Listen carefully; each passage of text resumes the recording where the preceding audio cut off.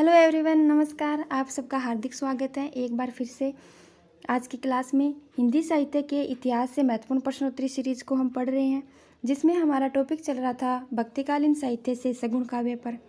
इसमें हम जो परीक्षाओं की दृष्टि से महत्वपूर्ण प्रश्न हैं और जो पीछे की सारी परीक्षाओं में पूछे गए प्रश्न हैं उन पर हम अभ्यास कर रहे हैं। तो चलिए बिना टाइम वेस्ट किए आज की क्लास को शुरू करते हैं।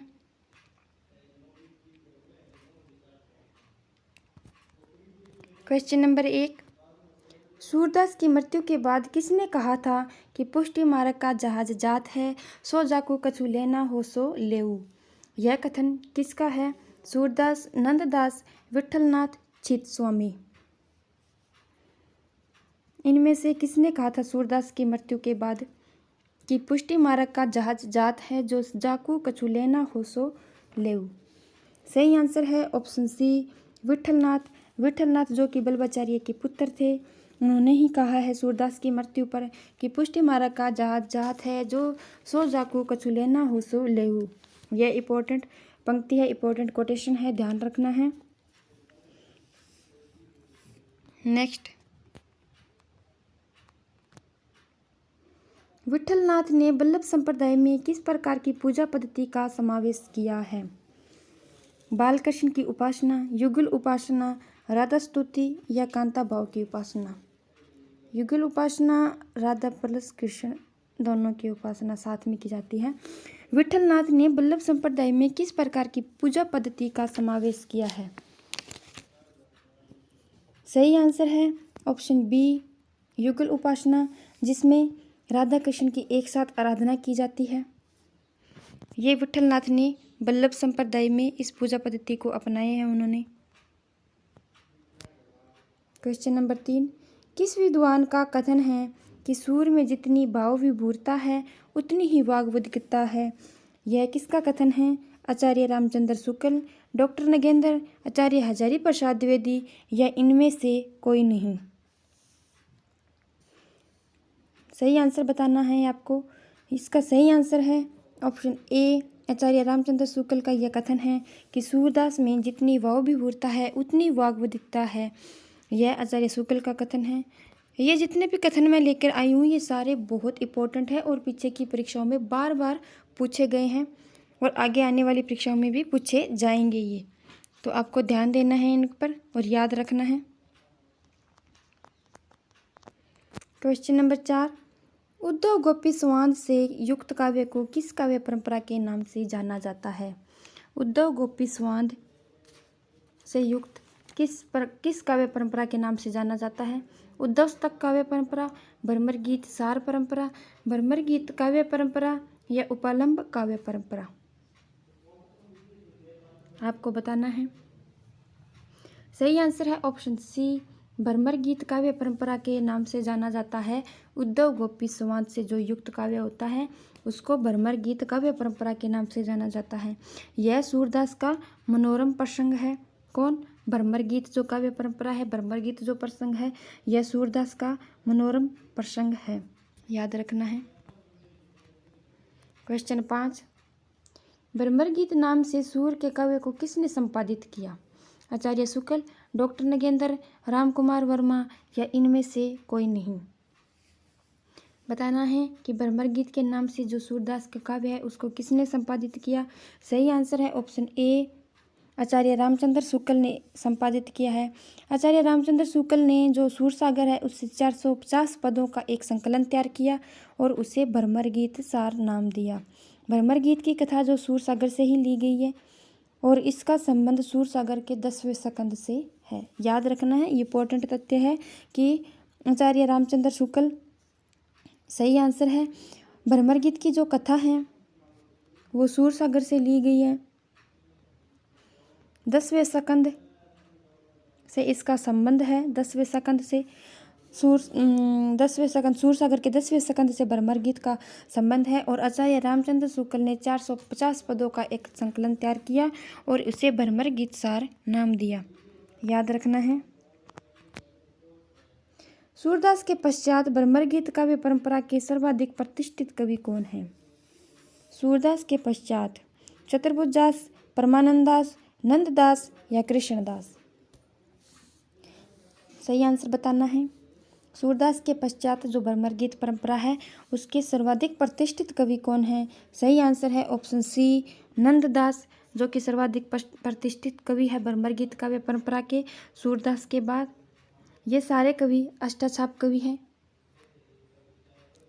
अष्टाछाप कवि हैं। नंददास सबसे छोटे माने जाते हैं अष्टाछाप कवियों में, और सूरदास के पश्चात सर्वाधिक प्रसिद्ध भी माने जाते हैं नंददास। भक्ति काल के किस आचार्य को भगवान श्री कृष्ण के सूरदर्शन चक्र का अवतार माना जाता है? ऑप्शन ए बल्लभाचार्य, निम्बार्काचार्य, स्वामी हरिदास या छीत स्वामी। भगवान श्री कृष्ण के सूरदर्शन चक्र का अवतार माना जाता है कौन सा आचार्य, आपको बताना है। सही आंसर है ऑप्शन बी निम्बार्काचार्य, जो कि भगवान श्री कृष्ण के सूरदर्शन चक्र का अवतार माना जाता है। निम्बार्काचार्य जो कि इनका दार्शनिक सिद्धांत है द्वैतवाद। सनक संप्रदाय है इनका, सनक संप्रदाय है। इन्होंने राधा कृष्ण की युगल उपासना की है, यानी कि राधा और कृष्ण के साथ में आराधना की है। निम्बार्काचार्य ने अपने संप्रदाय में कहा है कि विष्णु के भक्ति ही मुक्ति का साधन है। किसने कहा है? निम्बार्काचार्य ने अपने दार्शनिक सिद्धांत में अपने संप्रदाय में कहा है कि भक्ति ही मुक्ति का साधन है और विष्णु के अवतार कृष्ण की ये उपासना करते हैं। याद रखना है। निम्बार्काचार्य जो कि श्री कृष्ण के सुदर्शन चक्र का अवतार माना जाता है। दार्शनिक सिद्धांत इनका द्वैतवाद है। सनक इनका संप्रदाय है। राधा कृष्ण की इन्होंने युगल उपासना की है। भक्ति ही मुक्ति का साधन है, इन्होंने ये कहा है। और हरिदासी संप्रदाय है जो स्वामी हरिदास का, वो भी इसी संप्रदाय की शाखा है, निम्बार्काचार्य संप्रदाय की शाखा। सूरसागर के कौन से स्कंद से रामावतार की कथा वर्णित है, आपको बताना है। सूरसागर का जो भ्रमर गीत है उसका प्रसंग 10वें स्कंद से है। सूरसागर के 10वें स्कंद से भ्रमर गीत का प्रश्न है। आपको बताना है कि सूरसागर के कौन से स्कंद में रामावतार की कथा वर्णित है।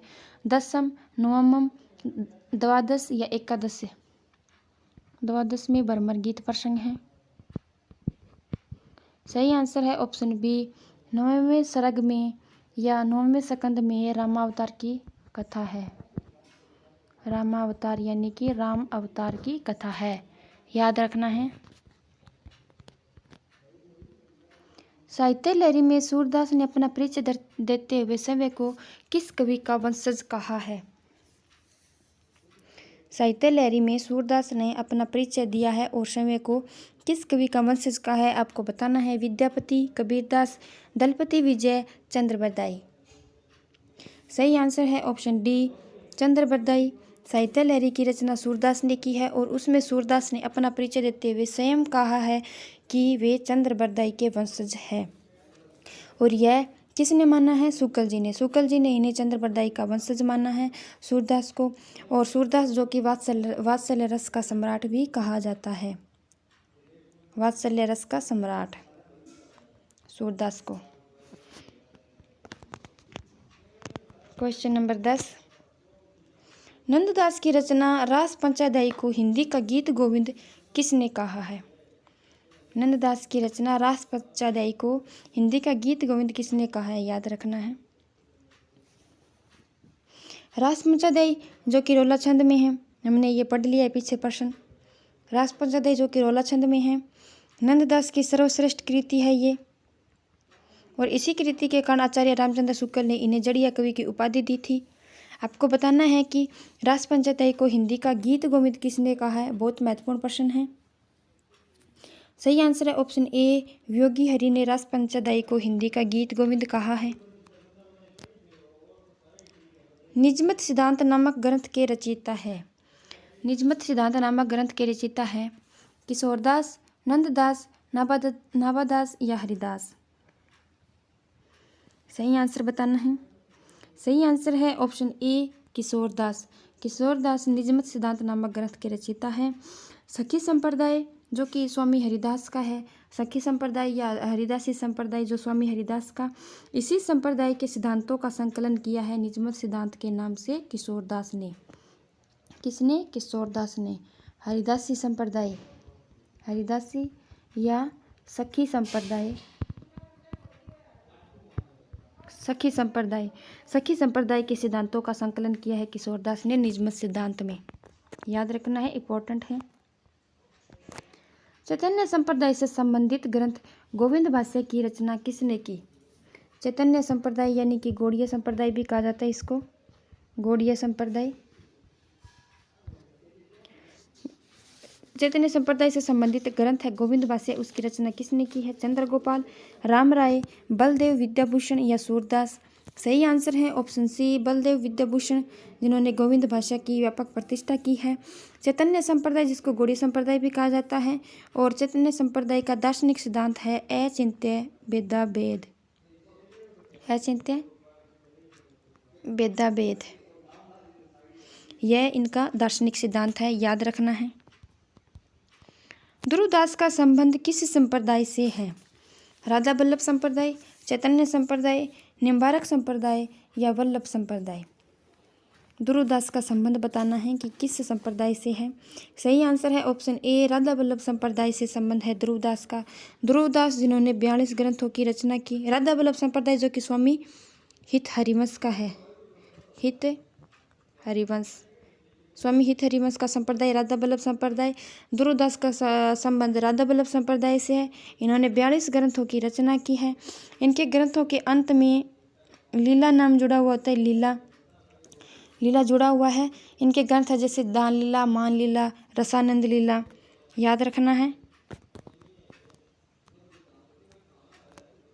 अष्टछाप कवियों में सूर के बाद वात्सल्य का सर्वश्रेष्ठ चित्रण करने वाले कवि थे? कुंभन दास, गोविंद स्वामी, नंद स्वामी या परमानंद दास। सूर जिन्होंने वात्सल्य रस का सम्राट भी कहा जाता है सूर को, तो सूर के बाद वात्सल्य का सर्वश्रेष्ठ चित्रण किस कवि ने किया है? अष्टछाप कवियों में आपको बताना है। सही आंसर है ऑप्शन डी, परमानंद दास, जो सूर के बाद वात्सल्य का सर्वश्रेष्ठ चित्रण उन्होंने किया है। इनके पदों का संकलन परमानंद सागर में है, परमानंद सागर में है, और इनके अधिकांश पद कृष्ण की बाल लीलाओं से संबंधित है। किसके? परमानंद दास के अधिकांश पद कृष्ण की बाल लीलाओं से संबंधित है, याद रखना है। क्वेश्चन नंबर 15, निम्नलिखित में से कौन सा कवि श्रीनाथ जी के मंदिर में अधिकारी पद पर आसीन हुआ? बहुत इंपॉर्टेंट प्रश्न है, ध्यान से देखना है, समझना है, अभ्यास करते रहना है अपना। आज हमारी भक्ति काल के ये लास्ट क्लास है। हमने इसमें सारे निर्गुण काव्य और सगुण काव्य पे सारे टॉपिक कर लिए हैं। कल की क्लास से हम शुरू करेंगे रीतिकाल, और ये हमारा जो महत्वपूर्ण प्रश्नोत्तरी सीरीज का है, ये अभ्यास सेट है हमारे, इनको हम आगे कंटिन्यू रखेंगे, तो अपने अभ्यास को जारी रखना। आंसर बताना है कि कौन सा कवि श्रीनाथ जी के मंदिर में अधिकारी पद पर आसीन हुआ? रसखान, चतुर्बुद्ध दास, परमानंद दास या कृष्णदास। सही आंसर है ऑप्शन डी, कृष्णदास, जो अष्टछाप कवियों में सबसे अधिक कुशाग्र बुद्धि के थे, सबसे अधिक बुद्धि के थे। कौन? कृष्णदास, और अपनी बुद्धि के बल पर ही इन्होंने अधिकारी पद को प्राप्त किया था श्रीनाथ जी के मंदिर में, याद रखना है। क्वेश्चन नंबर 16, रसखान की किस रचना में राधा कृष्ण को मालिन माली मानकर प्रेम उद्यान का वर्णन करते हुए प्रेम के गुण तत्व का सूक्ष्म विवेचन किया गया है? दान लीला, प्रेम वाटिका, अष्टायाम या सुजान रसखान। आपको बताना है कि रसखान की किस रचना में, ये सारी रचनाएं रसखान की है, रसखान की। दान लीला, प्रेम वाटिका, अष्टायाम, ये सुजान रसखान। आपको बताना है कि कौन सी रचना में राधा कृष्ण को मालिन माली मानकर प्रेम उद्यान का वर्णन किया गया है? सही आंसर है ऑप्शन बी, प्रेम वाटिका रचना, जिसमें 53 दोहे हैं। इसमें राधा कृष्ण को मालिन माली माना गया है। रस खान जिसने तुलसीदास ने रामचरितमानस को सबसे पहले रस खान को ही सुनाया था। याद रखना है, रस खान का नाम सैयद इब्राहिम मूल नाम है इनका, सैयद इब्राहिम मूल नाम है। सही आंसर है ऑप्शन बी प्रेम वाटिका। वृंदावन जाकर मीरा की भेंट किस कवि से हुई? बलबाचार्य, जीव गोस्वामी, नंददास, सूरदास। वृंदावन जाकर मीरा की भेंट किस कवि से हुई? मीरा के गुरु, मीरा अपने गुरु किसको मानती है? संत रैदास गुरु है उनके। बचपन से ही मीरा कृष्ण भक्त थी। माधुर्य भाव की इन्होंने भक्ति की है, माधुर्य भाव की इन्होंने भक्ति की है, कृष्ण भक्त हैं। रैदास इनके गुरु है, रैदास इनके गुरु है। आपको बताना है कि वृंदावन जाकर मीरा की भेंट किस कवि से हुई? जीव गोस्वामी, ऑप्शन बी सही आंसर है इसका, जीव गोस्वामी जो कि कृष्ण भगत थे। और वृंदावन जाकर मीरा की भेंट हुई है इनसे। मीराबाई के जो पदों का संकलन है वो परशुराम चतुर्वेदी ने किया। पदों का संकलन परशुराम चतुर्वेदी, याद रखना है, परशुराम चतुर्वेदी ने किया। निम्नलिखित में से कौन सी रचना सबसे कम दोहों वाली है? प्रेम वाटिका, अष्टायाम, दान लीला, सुजा, रस खान। सारी रचनाएं ये रस खान की है। पीछे हमने देखा है, पीछे प्रश्न आया है उसमें कि कौन सी रचना सबसे कम दोहों वाली है। सही आंसर है ऑप्शन सी दान लीला, जिसमें यह 11 दोहों की एक छोटी रचना है, 11 दोहों की छोटी रचना।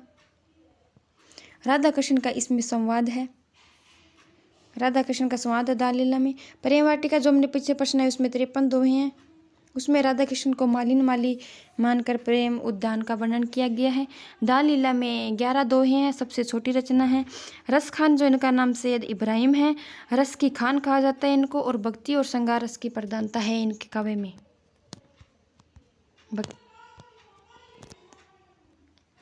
आगे आने वाले कवियों की श्रृंगार और वात्सल्य की उक्तियां सूर की झूठी सी जान पड़ती है, यह कथन किसका है? डॉक्टर नगेंद्र, आचार्य रामचंद्र शुक्ल, हजारी प्रसाद द्विवेदी, श्याम सुंदर दास।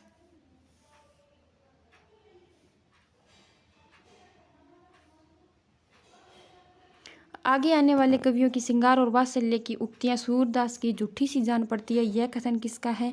सही आंसर है ऑप्शन बी आचार्य रामचंद्र शुक्ल की यह कोटेशन है। आचार्य रामचंद्र शुक्ल ने सूरदास को वात्सल्य का सम्राट भी कहा है। सूरदास को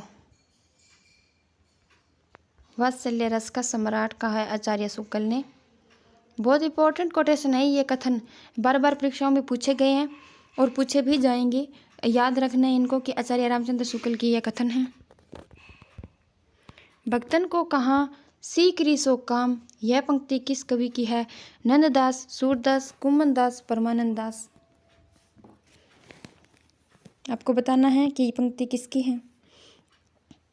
अगर आप अपने अभ्यास अभ्यास टेस्ट को और भी मजबूत बनाना चाहते हो तो आप पहले साथ साथ में जैसे जैसे टॉपिक लेकर चल रहे हैं वैसे वैसे आप इन टॉपिक को थ्योरी से भी पढ़ो, ताकि जब आप यहाँ पे अपना अभ्यास करो तो आपको पता चले कि आपने कितना पढ़ा है, तो साथ साथ में आपका टॉपिक भी क्लियर होता जाएगा। थ्योरी भी पढ़ना बहुत ज़रूरी है और अभ्यास टेस्ट करना भी ज़रूरी है, दोनों ज़रूरी है। तो साथ के साथ आप थ्योरी पढ़ो टॉपिक वाइज, जैसे हम टॉपिक लेकर चल रहे हैं, और उसी साथ साथ ये अभ्यास करते रहो। भक्तन को कहाँ सीखरी सो काम, यह पंक्ति किस कवि की है? सही आंसर है ऑप्शन सी कुम्मन दास की यह पंक्ति है। ये कुम्मन दास जो अष्टशव के सबसे वरिष्ठ कवि माने जाते हैं, वरिष्ठ कवि कुम्मन दास माने जाते हैं सबसे वरिष्ठ कवि। ये अकबर के समकालीन हैं, अकबर के समकालीन। हुआ क्या था कि एक बार अकबर ने इन्हें फतेहपुर सीकरी बुलाया था, अकबर ने कुम्मन दास को। तब इन्होंने कहा था कि भक्तन को कहा सीखरी सो काम, यह पंक्ति कुम्मन दास की है, याद रखनी है। निम्नलिखित कवियों में से कौन सा कवि निम्बारक संप्रदाय का नहीं है? ध्यान देना, नहीं पूछा है कि कौन सा कवि निम्बारक संप्रदाय का नहीं है। कुम्मन दास, श्री भट्ट, परशुराम देव, हरिव्यास देव। अगर आपने क्लास को ध्यान से देखा है और पीछे की क्लासों को भी ध्यान से पढ़ा है तो आप इसका आंसर दे पाओगे कि कौन सा कवि निम्बार्क संप्रदाय का कवि नहीं है। सही आंसर है ऑप्शन ए कुम्भनदास, जो कि अष्टाछाप कवि है। अष्टाछाप कवि है। श्री भट्ट, परशुराम देव और हरिव्यास देव ये निम्बार्क संप्रदाय के कवि हैं। निम्बार्क संप्रदाय में जो निम्बार्काचार्य है उनको सुदर्शन चक्र का, जो श्री कृष्ण है उनके सुदर्शन चक्र का अवतार माना जाता है। निम्बार्क संप्रदाय की जो प्रधान पीठ है, प्रधान पीठ वो सलेमाबाद अजमेर में है। सलेमाबाद अजमेर में है। सलेमाबाद अजमेर में निम्बार्क संप्रदाय की प्रधान पीठ है और इनको श्री कृष्ण के सुदर्शन चक्र का अवतार माना जाता है। सही आंसर है कुम्भनदास, जो कि निम्बार्क संप्रदाय का कवि नहीं है। यदि प्रबंध काव्य एक विस्तृत वंशतली है तो मुक्तक चुना हुआ गुलदस्ता, यह कथन या यह विचार किसका है? सही आंसर है ऑप्शन बी आचार्य रामचंद्र शुक्ल का यह कथन है कि यदि प्रबंध काव्य एक विस्तृत वंशतली है तो मुक्तक काव्य एक चुना हुआ गुलदस्ता। बहुत इम्पोर्टेंट कथन है ये। इन कथनों को ध्यान से देखो, ध्यान से पढ़ो, ये बार बार परीक्षाओं में पूछे जाते रहे हैं। हित हरिवंश जो कि राधा वल्लभ संप्रदाय के प्रवर्तक हैं, हित हरिवंश की मृत्यु पर शोक विह्वल होकर किसने कहा था कि छूटो रस रसिकन को आधार? ऑप्शन ए नेहा नागरीदास, ध्रुवदास, हरिराम व्यास, श्री भट्ट। सही आंसर बताना है आपको। सही आंसर है ऑप्शन सी हरिराम व्यास ने हित हरिवंश की मृत्यु पर शोक विह्वल होकर यह कहा था कि छूटो रस रसिकन को आधार। ये श्री भट्ट और ये दोनों निम्बार्क संप्रदाय के कवि हैं। हरिभट्ट जो कि श्री भट्ट जो कि निम्बार्क संप्रदाय के कवि है। निम्बार्क संप्रदाय के कवि है, याद रखना है। सही आंसर है हरिराम व्यास, जो हित हरिवंश की मृत्यु पर शोक विह्वल होकर कहा था कि छूटो रस रसिकन को आधार। सूरदास की कविता में हम विश्वव्यापी राग सुनते हैं, वह राग मनुष्य के हृदय का सूक्ष्म उद्गार है, यह कथन किसका है? डॉक्टर नगेंद्र, राम कुमार वर्मा, महावीर प्रसाद द्विवेदी, हजारी प्रसाद द्विवेदी। सही आंसर है option B doctor Ram Kumar Verma, जिनका ये कथन है कि सूरदास की कविता में हम विश्वव्यापी राग सुनते हैं और वह राग मनुष्य के हृदय का सूक्ष्म उद्गार है। भ्रमर गीत जो कि सूर साहित्य का मुकुटमणि है, यदि वात्सल्य और श्रृंगार के पदों को निकाल भी दिया जाए तो भी हिंदी साहित्य में सूर का नाम अमर रखने के लिए भ्रमर गीत ही काफ़ी है। यह कथन किसका है? इंपॉर्टेंट कोटेशन है आचार्य रामचंद्र शुक्ल, हजारी प्रसाद द्विवेदी, राम कुमार वर्मा, नंद दुलारे वाजपेयी। भ्रमर गीत सूर साहित्य का मुकुटमणि है। भ्रमर गीत जो कि सूर सागर का प्रसंग है, सूर सागर का प्रसंग है। सूर सागर जो कि सूरदास का है। इसमें कहा गया है कि यदि वात्सल्य, सूरदास जो कि वात्सल्य रस सेवन और श्रृंगार के पद है, तो यदि वात्सल्य और श्रृंगार के पदों को निकाल भी दिया जाए तो भी हिंदी साहित्य में सूर का नाम अमर रखने के लिए भ्रमर गीत ही काफ़ी है। यह कथन किसका है? सही आंसर है ऑप्शन ए आचार्य रामचंद्र शुक्ल का यह कथन है। नेक्स्ट, असंगत बताना है। बिहारी जी की वाणी, नागरीदास अष्टाचार्यों की वाणी, रसखान, अष्टायाम, ध्रुवदास, प्रेम वाटिका। आपको बताना है कि इनमें से असंगत कौन है। बिहारीदास जो कि बिहारी जी की वाणी सही है। अष्टाचार्यों की वाणी जो कि नागरीदास की है सही है। अष्टायाम हमने पढ़ा है जो कि रसखान का है। ध्रुवदास, प्रेम वाटिका जो कि ध्रुवदास की नहीं है, हमने पढ़ी है। प्रेम वाटिका रसखान की है। ध्रुवदास की है दान लीला। अब ध्यान देना है कि दान लीला ध्रुवदास की भी है और रसखान की भी है। दान लीला सबसे छोटी रचना, 11 दोहों की रचना है, पीछे पड़ा है। प्रेम वाटिका जो कि 53 दोहों की रचना है रसखान की। याद रखना है कि ध्रुवदास की रचना कौन सी है? दान लीला।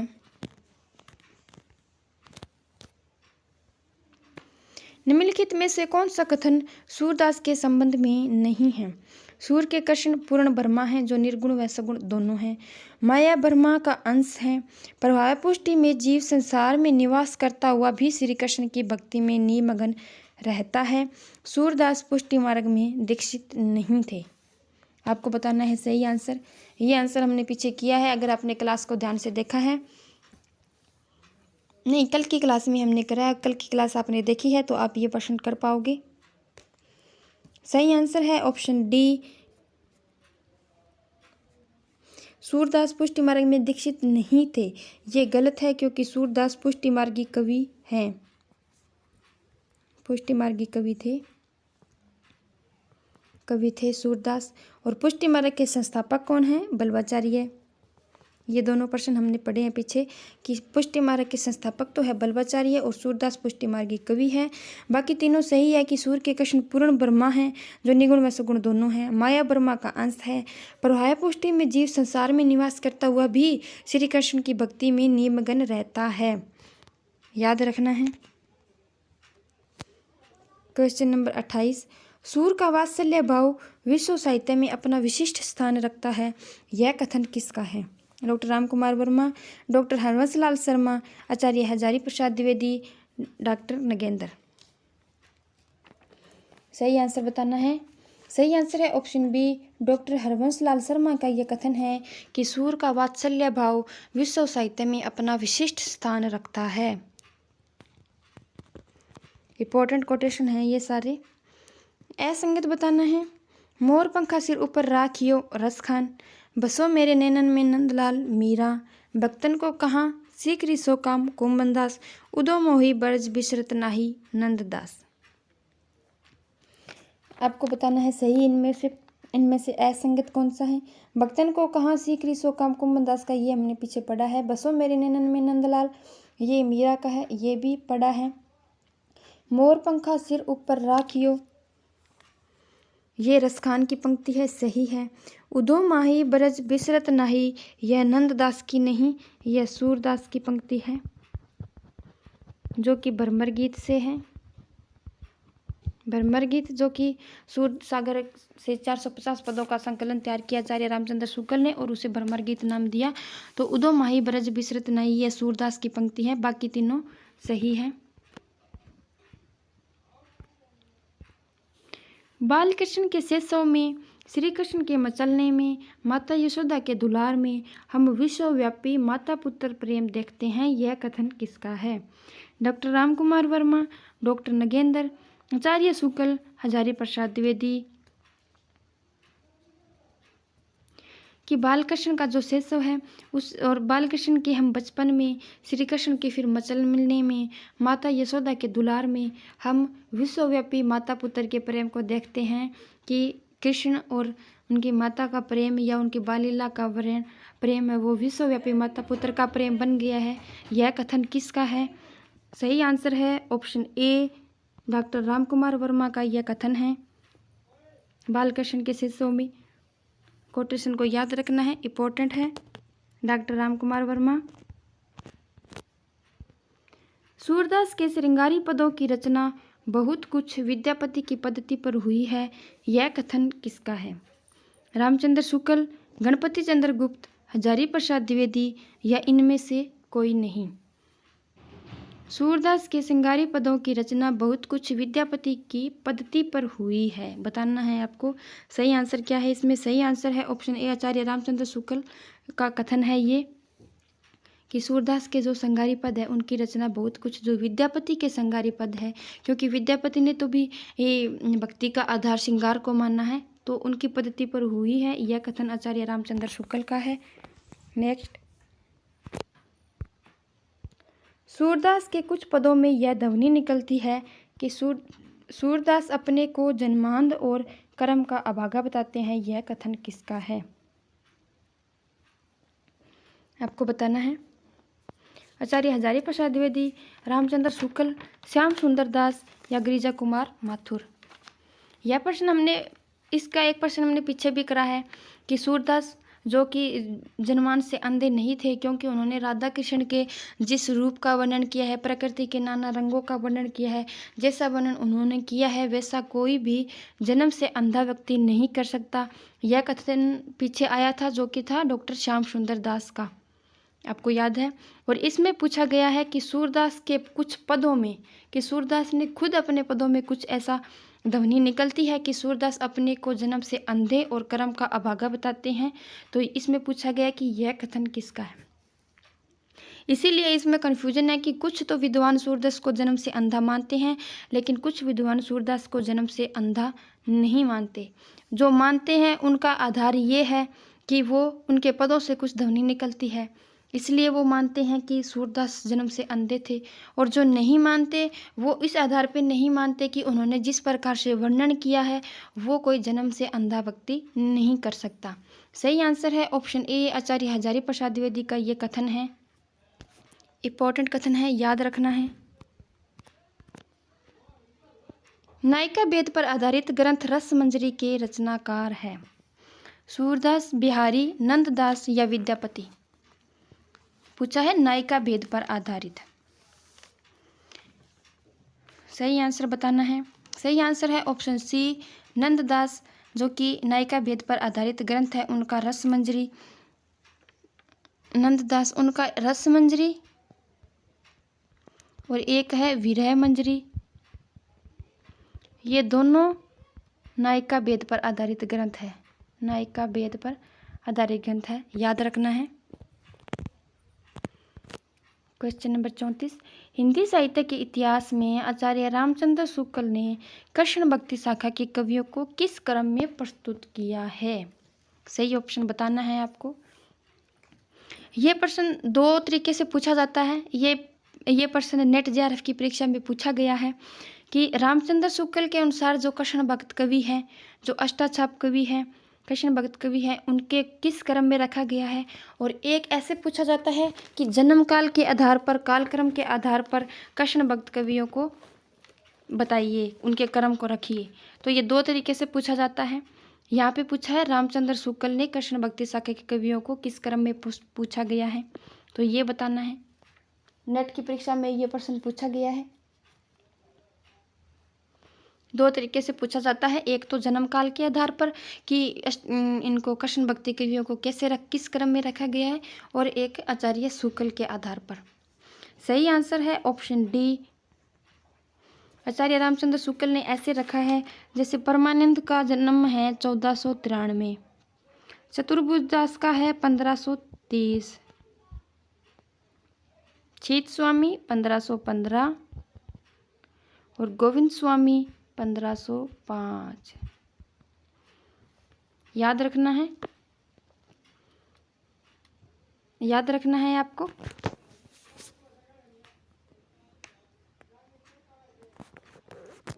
क्वेश्चन नंबर 35, असंगत बताना है। असंगत बताना है आपको।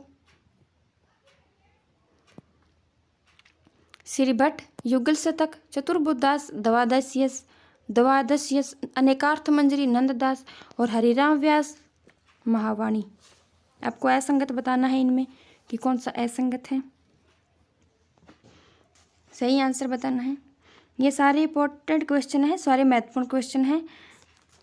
PYQ अभ्यास है, टेस्ट है ये, और कुछ ऐसे प्रश्न हैं जो परीक्षाओं की दृष्टि से इंपॉर्टेंट है, वो मैंने इसमें सम्मिलित किए हैं। टॉपिक वाइज सारे महत्वपूर्ण प्रश्न, इनमें लगभग सारे प्रश्न आ गए हैं। तो अपने अभ्यास को जारी रखें।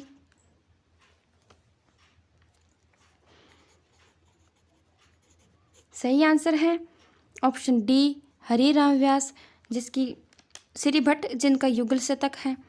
श्री भट्ट जो कि निम्बारक संप्रदाय के कवि हैं, निम्बारक संप्रदाय के कवि है श्री भट्ट। चतुर्बुदास जो कि अष्टाचाप कवि है, इनकी रचना युगल शतक है। अनेकार्थ मंजरी जो कि नंददास की रचना है।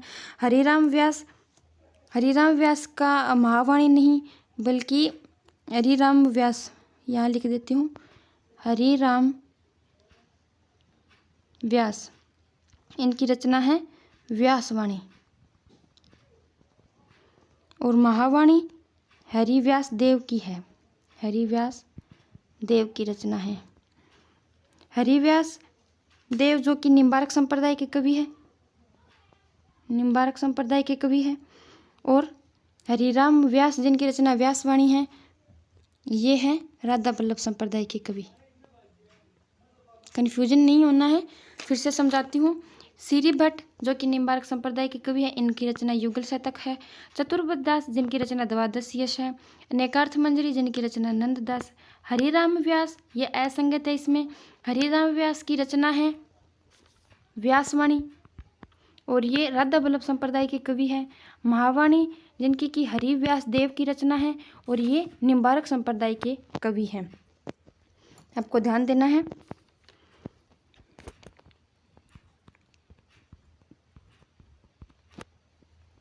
इसमें ये हिंदी साहित्य के इतिहास में रामचंद्र शुक्ल ने कृष्ण भक्ति सावे काका के कवियों को किस क्रम में प्रस्तुत किया है, इसका आपको आंसर बताना था। ये आंसर इसमें जन्म काल के आधार पर है, जन्म काल के आधार पर हमने बता दिया आपको। ये इसमें पहले आएगा शुक्ल के अनुसार परमानंद, फिर चतुर्बोध दास,